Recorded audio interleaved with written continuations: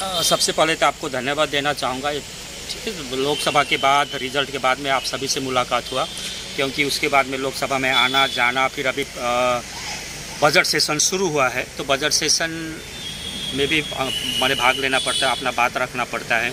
तो निश्चित रूप से अपना जो बालूरघाट के माननीय सांसद एवं हमारे जो राज्य के सभापति हैं एवं मंत्री भी हैं सम्मानीय डॉक्टर सुकांत मजूमदार ने प्रधानमंत्री जी को प्रस्ताव दिए हैं कि यदि उत्तर बंगाल को नॉर्थ ईस्ट डेवलपमेंट काउंसिल में डाल दिया जाए तो उत्तर बंगाल का विकास होगा। क्योंकि आप सभी को जानते हैं कि 34 साल वामफ्रंट के शासन में भी उत्तर बंगाल को अवहेलना की गई। यहाँ पर जिस प्रकार से विकास होना चाहिए, चाहे वह स्वास्थ्य के क्षेत्र में हो, शिक्षा के क्षेत्र में, यातायात के क्षेत्र में, हर क्षेत्र में पिछड़ा हुआ है। अभी भी 13-14 साल हो गया जो टीएमसी का शासनकाल में उत्तर बंगाल में यदि देखा जाए तो बड़ा किसी प्रकार का विकास नहीं हुआ है। उत्तर बंगाल में केवल चाय उद्योग है, चाय उद्योग को छोड़ करके विकल्प कोई उद्योग अभी तक आया नहीं है। केवल मुख्यमंत्री आती है, बड़ी बड़ी बातें करती है, चली जाती है, लेकिन जिस प्रकार से अभी भी उत्तर बंगाल में यदि देखा जाए तो न्यूरो सर्जन आपको मिलेगा नहीं।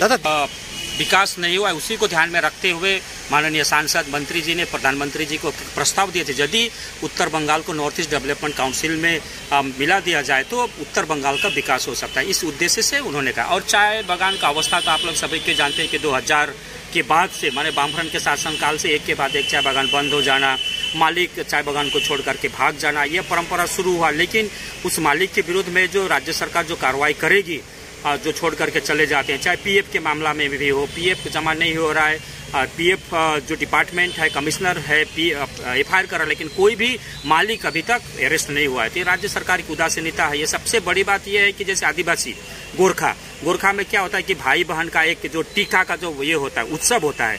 अभी परिस्थिति ऐसा हुआ है कि चाय बागान के सभी युवक युवतियां बागान छोड़ करके चले जा रहे हैं, और जो जिनका परमानेंट काम है वो भी छोड़ करके चले रहे हैं। तो परिवार में साल में एक बार जो मिलन होना चाहिए वह भी अभी नहीं हो रहा है। इसके लिए पूरी तरह से राज्य सरकार दोषी है, क्योंकि राज्य सरकार की ओर से चाय बागान के विकास के लिए कोई काम किया नहीं जा रहा। केवल कुछ दे करके, कुछ पैसा हाथ में दे करके उनका वोट लिया जाता है, लेकिन उनका जो सामग्रिक विकास होना चाहिए वो नहीं हुआ है। हम लोग जब प्रधानमंत्री से मिले तो इस बात को हम लोग रखे। निश्चित रूप से उन्होंने आश्वासन दिया है 1000 करोड़ रुपया बजट में भी है, 700 लगभग 800 करोड़ रुपया टी बोर्ड को भी दिया। और हम लोग बातचीत करेंगे, सदन में भी हम लोग बात करेंगे कि आने वाला समय में किस प्रकार से चाय उद्योग को एक अच्छा जगह में लिया जा सकता है। लेकिन इसके लिए आप लोग सभी के जानते हैं कि संघीय ढांचा में राज्य को भी आगे आकर के काम करना चाहिए। यदि राज्य सरकार एक कदम आगे आएगी तो केंद्र सरकार 2 कदम आगे जाकर के चाय उद्योग को ठीक करने के लिए कदम उठाएगी। यहाँ पर तो चाय बागान के लिए भी अलॉटमेंट है, टी बोर्ड के लिए भी अलॉटमेंट है, क्योंकि चाय बागान ऊपर उठने से, चाय बागान का हालत सुधरने से ही इलाका का जो वाणिज्य है वो और आगे बढ़ेगा। रोड का भी विकास होगा आने वाला समय में, ट्रेन का भी हो रहा है। देखिए पूरा इलेक्ट्रिफिकेशन है, एवं प्रत्येक ट्रेन स्टेशन का भी यहाँ पर विकास हो रहा है। और आने वाला समय में मूल्य वृद्धि भी, क्योंकि सबसे बड़ा मुद्दा है, आने वाला समय में मूल्य वृद्धि भी कंट्रोल में रहे। इसके लिए राज्य सरकार को भी सहयोग करना पड़ेगा ताकि लोगों की क्रय शक्ति बढ़े और आराम से रहे।